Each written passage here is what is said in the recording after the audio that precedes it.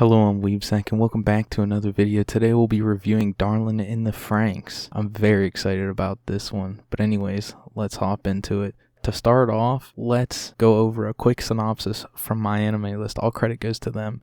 In the distant future, humanity has been driven to near extinction by giant beasts known as Klaxosaurs, forcing the surviving humans to take refuge in massive fortress cities called Plantations. Children raised here are trained to pilot giant mechas known as Franxx, the only weapons known to be effective against the Klaxosaurs in boy-girl pairs bred for the sole purpose of piloting these machines. These children know nothing of the outside world and are only able to prove their existence by defending their race. Hiro, an aspiring Franxx pilot, has lost his motivation and self-confidence after failing aptitude test.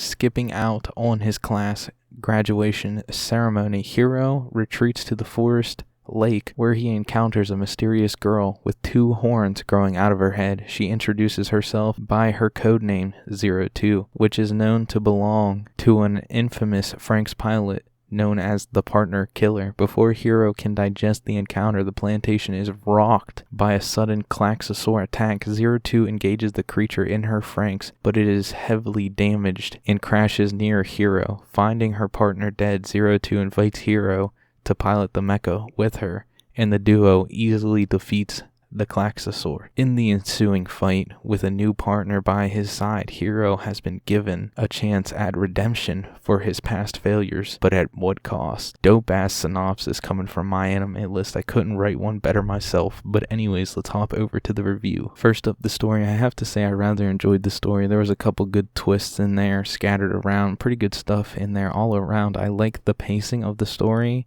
and how everything progressed along. However, later in the series, shit went way off the rails, and many people didn't like that because it was weird, and some of it near the middle and end felt very, very rushed. I personally didn't think it was that bad, so slightly above average marks for the story. Now onto the characters. I damn near enjoyed most of the characters. Some should have had some more screen time and get some more development, but there's only a limited number of episodes to get your point across, so some had to be left out, and that's understandable. But yeah, for the most part, the majority of the characters were good, especially 02. We stay simping over here. Pink hair is the best hair, you feel me? So for characters, it's good marks for me. Hopping over to the art and sound, I fucking love the art. I have to say it's one of the more standout things of Darling in the Franxx. In the character design, I think they did pretty well, which is good. Art is a make or break thing for me most of the time, so they knocked art out of the park in my opinion. Sound was also pretty good. Not much to say there. Not much to say about it because I don't pay attention to sound as much as the art, so in this category, Darling in the Franxx scores high marks. All around, I really liked Darling in the Franxx, from the characters to the art and the story. I thought it was a pretty solid anime, and now here comes me being biased. Darling in the Franxx was like the first real anime I ever watched, so it holds a special place in my heart. So we will do something special for it. We will have a bias score and a normal score. Alright, up first, the bias score. 10 out of 10.